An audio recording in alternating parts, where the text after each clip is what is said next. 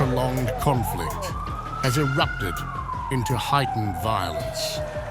Backed by Russia, Syrian forces have intensified airstrikes on rebel-held regions, leaving scores dead and plunging civilians into renewed fear and uncertainty.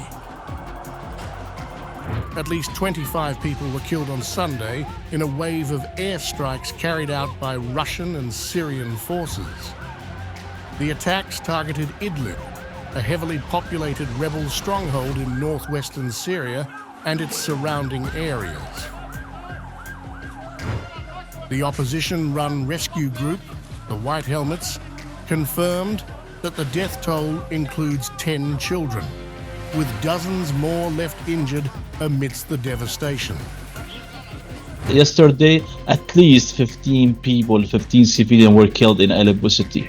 Our teams now are in Aleppo city operating on the ground, trying to help what they can. But you know, Aleppo city is big city. We need time and we need support to provide anything to provide to the civilian they provide in these tough circumstances. Actually, Idlib, a city that shelters nearly 4 million displaced Syrians, endured one of the deadliest attacks as its busy residential neighborhoods were bombed. The assault adds to President Bashar al-Assad's intensified campaign to reclaim territory from rebel forces.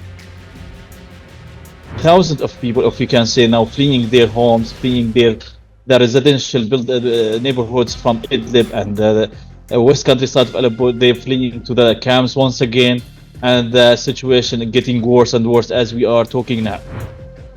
Rebel groups, including Turkey-backed factions and the Islamist coalition Hayat Tahrir al-Sham, have launched their boldest offensive in years.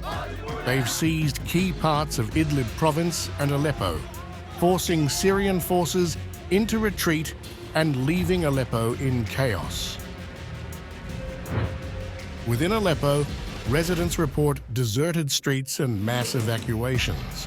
Rebels have taken up strategic positions while Syrian troops attempt to regroup for a counter-offensive.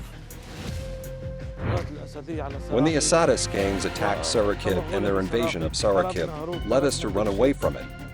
We left our shops and our stock and our homes, and we left with our clothes only. And we have been forcibly exiled for 5 years.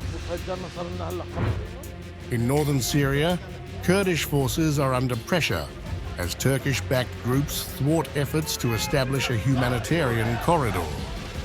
Turkey continues to label Kurdish militias and rebel factions as security threats, intensifying the conflict's complexity. With no resolution in sight, Syria's war has entered another brutal phase, leaving millions trapped in peril. Despite international calls for de-escalation and the protection of civilians, a lasting peace remains an elusive dream.